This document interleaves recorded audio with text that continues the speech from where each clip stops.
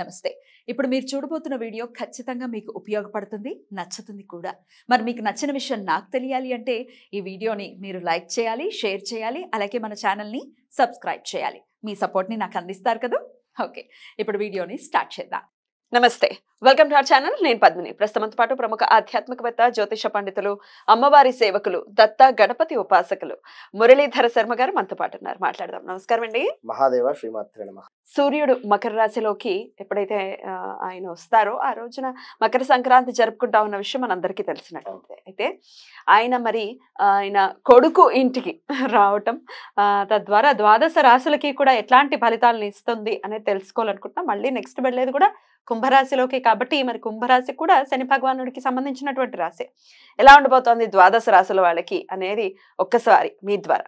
తప్పకుండా ద్వాదశ రాశులకు అని కాదు కానీ బాగా ఉన్నాయి మనం చెప్పుకుందాం. మంచిగా ఉన్నవి బాగా చెప్తారా? లేనివి ఎలాగూ బాగా లేవు అంటే ఇక్కడ బాగున్నవి బాగా లేవు అనేటువంటి నెగిటివ్ వర్డ్స్ అనేటువంటిది కాదు. కానీ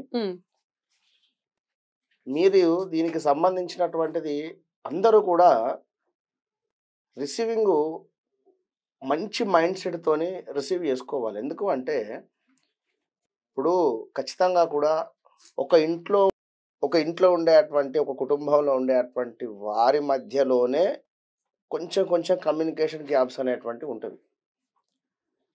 ఇక్కడ ఒకరి ప్రిడిక్షన్ ఒకరికి అర్థం కాదు, ఒకరి ప్రిడిక్షన్ ఒకరికి వినబుద్ధి కాదు, వినాలి అనిపించదు, మ్యాచ్ కాదు. కనుక తప్పకుండా కూడా ఒకటికి 2 సార్లు అయినా కూడా మీరు అర్థం చేసుకోవాలి చక్కగా కూడా. కనుక ఈ యొక్క మనకు మకరంలోకి సూర్యుడు వచ్చేటువంటి సందర్భాన్ని మనం మకర సంక్రాంతిగా, అదేవిధంగా తమిళ్ వాళ్ళు చక్కగా కూడా ధనస్సులో కూడా ఉండేటువంటి ఈ యొక్క సూర్యుడు వస్తే వారు ధనుర్మాసాన్ని చాలా విశేషంగా చేసుకునేటువంటి పరిస్థితి ఉంటుంది. మరి దీని ఇంపాక్ట్ అనేటువంటి సూర్యుడు అంటేనే కూడా అన్ని గ్రహాలకు సంబంధించి పెద్ద గ్రహం అది. మరి యొక్క సూర్య భగవానుడు ఏ స్థానంలో ఉంటే ఏ రాశుల వారికి ఎలాంటి రిజల్ట్ ఇస్తాడు అనేటువంటిది వారి జన్మజాతకం అనేటువంటిది ఉంటుంది. వారి జాతకంలో సూర్యుడు ఎక్కడ ఉంటే దానికి సంబంధించిన రిజల్ట్ రావడం జరుగుతుంది. మనం చెప్పేటువంటిది గోచారం. మీరు ఎప్పుడైతే మీకు ఒక జననం జరుగుతుందో ఆ యొక్క జననం జరిగినటువంటి సందర్భంలో ఏర్పడినటువంటి సమయం ఏదైతే ఉందో డేట్ ఆఫ్ బర్త్ పుట్టిన సమయం ప్రకారంగా మీ లగ్నం కానీ, మీ రాశి కానీ, మీ నక్షత్రం కానీ సపరేట్గా ఉంటుంది. దానికి సంబంధించింది అది గ్రహచారం. అది గోచారానికి గ్రహచారానికి చాలా తేడా ఉంటుంది అనేది అందరూ కూడా చూసేటువంటి వారు ప్రేక్షకులు అర్థం చేసుకోవాలి. ఎందుకంటే ఇదే ఫైనల్ అని కాదు. కనుక మరి ఈ యొక్క మనకు సూర్యుడు మకరంలోకి వెళ్ళేటువంటి సందర్భంలో మేషరాశి వారికి ఏ విధంగా ఉందనుకుంటే సూర్యుడి ఈ యొక్క రాశి మార్పు వీరికి బాగా కూడా కలిసి వచ్చేటువంటి పరిస్థితిగా చెప్పడం జరుగుతుంది. ఆర్థికంగా కూడా ఎంతో అద్భుతంగా ఉండేటువంటి పరిస్థితి. ఇంకా కూడా ఏమైనా బలనీయంగా ఉండేటువంటి అంటే ఇబ్బందిగా ఉండేటువంటి వాతావరణం మీద ఉండేటువంటి వారికి ఒక అధికార రూపకంగా రావడం కానీ, అంటే ఎవరికో భయపడి ఏదో ఉద్యోగం చేయడం కానీ, లేకుంటే ఇంకేదో బిజినెస్లో కానీ ఏదో రాణించలేని ఉండేటువంటి వారికి ముందుకు వెళ్ళలేనటువంటి వారికి బాగుంది అని చెప్పుకోవచ్చును. కుటుంబ జీవితంలో చాలా సంతోషంగా ఉండేటువంటి పరిస్థితి. ఆరోగ్యం పట్ల శ్రద్ధ తీసుకోవడం అనేటువంటిది ఇంపార్టెంట్. అంటే ఒక ఆరోగ్యం పట్ల మాత్రమే చూసుకోవాలి. జీవిత భాగస్వామి అంటే మీ భార్య కావచ్చును, లేదా ఒక మనకు 2-3 కలిసి కూడా పార్ట్నర్షిప్లో ఉండేటువంటి వ్యాపారంలో కూడా వారి సలహాలు అనేటువంటివి కూడా తీసుకుంటూ ముందుకు వెళ్ళండి. మంచి ఫలితం ఉంటుంది. అంటే ఇక్కడ భాగస్వామి అని చెప్పడం జరుగుతుంది. భాగస్వామి అంటే మన భార్య భర్త వస్తారు, అదే విధంగా పార్ట్నర్షిప్ వాళ్ళు కూడా వస్తారు, బిజినెస్ పార్ట్నర్స్ కూడా. కనుక ఇలాంటి పనులు అంటే ఆ విధంగా సంప్రదింపుల వలన చేసేటువంటి పనులు ముందుకు వెళతాయి, బాగుంటాయి. మీరే అని చెప్పి వెళితే మాత్రం కాస్త ఇబ్బంది ఉంటుంది. ఇక మిథున రాశి వారికి బాగుంది ఇది యొక్క సూర్యుడు వెళ్ళేటువంటి సందర్భంలో. మిథున రాశి వారికి కూడా ఈ సమయం ఎంతో కూడా శుభప్రదంగా చెప్పడం జరుగుతుంది. కొత్త పనిని ప్రారంభించడానికి మంచి తరుణంగా భావన చేసుకోండి. పనిలో విజయం సాధిస్తారు. ఆర్థికంగా కూడా కలిసి వచ్చేటువంటి పరిస్థితి ఉంది. లాభాలు చక్కగా కూడా వాటిల్లేటువంటి పరిస్థితి. వైవాహిక జీవితంలో చక్కటి జీవితాన్ని గడపడము, సుఖ సంతోషాలతో కూడా ఉండేటువంటి పరిస్థితి గోచరిస్తుంది ఈ యొక్క మిథున రాశి వారికి. ఇక సింహరాశి వారిని చూసుకున్నట్టయితే ఆర్థికంగా చాలా అంటే చాలా బాగుండేటువంటి పరిస్థితి.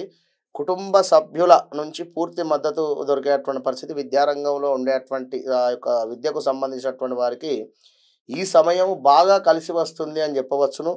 అదేవిధంగా వ్యాపారంలో కూడా లాభాలు ఉంటాయి ఖచ్చితంగా కూడా. నిర్ణయాలు ఏమైనా తీసుకోవడంలో మాత్రం కాస్త ఆలస్యం చేయకుండా ఆల్ ఆఫ్ సడన్గా అంటే ఖచ్చితంగా మీరు తీసుకున్నటువంటి నిర్ణయం మంచిదే అయి ఉంటుంది అని చెప్పి భావన చేసుకోండి. వివాహం జరగనటువంటి వారికి తప్పకుండా కూడా వివాహం కుదిరేటువంటి పరిస్థితి సింహరాశి వారికి. కన్యా రాశి వారిని చూసుకున్నట్టయితే ఉద్యోగానికి సంబంధించింది కానీ వ్యాపారానికి సంబంధించినటువంటి దాంట్లో కూడా లాభాలు అద్భుతంగా ఉన్నాయి.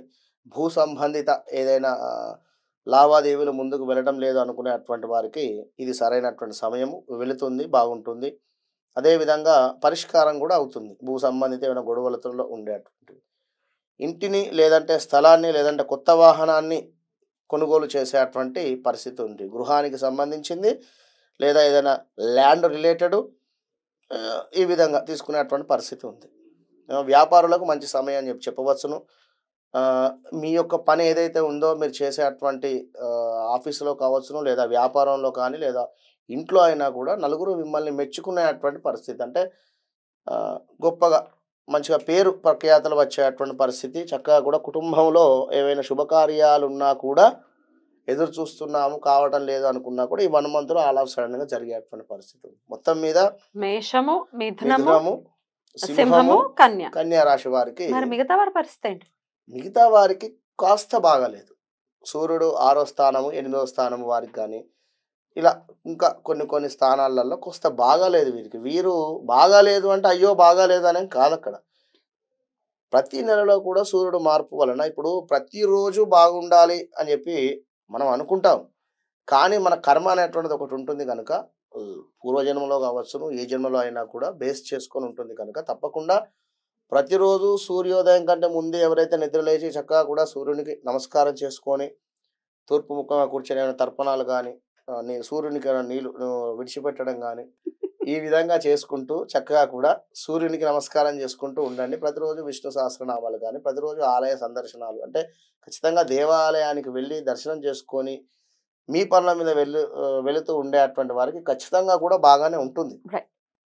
ఏదో కొంచెము బాగా లేదు అని చెప్పి అయ్యో నాకు బాగా లేదు అని చెప్పి అవసరం లేదు, తప్పకుండా బాగుంటుంది. డెఫినెట్ గా 4 రాశుల వాళ్ళకి మాత్రం చాలా చక్కగా కలిసి వచ్చేటటువంటి పరిస్థితి ఉంది కాబట్టి అలాగే బాలేదు అని బాధపడాల్సిన అవసరం లేదు. సూర్య నమస్కారాలతో ఖచ్చితంగా అన్నిటికీ ఆన్సర్ సూర్య నమస్కారాలు చేయటమే. అంతే. బాగలేదు అంటే ఇప్పుడు కొందరు కొన్ని పనుల గురించి చూసుకుంటారు, అయ్యో ఈ పని కావడం లేదు 1 మంత్ డిలే, తర్వాత అవుతుంది ఖచ్చితంగా కూడా. మళ్ళీ సూర్యుడు ముందుకు వెళ్ళిన తర్వాత మిగిలిన కొన్ని 4 రాశుల వారికి బాగుంటాయి. ఇప్పుడు వీరికి బాగుండవు. అట్లా అనేది మీరు పెట్టుకోకండి ఖచ్చితంగా కూడా. చాలా బ్యూటిఫుల్ గా మాకు ఎక్స్ప్లెయిన్ చేశారు. థ్యాంక్ యూ సో మచ్ అండి. నమస్తే. మహాదేవ్.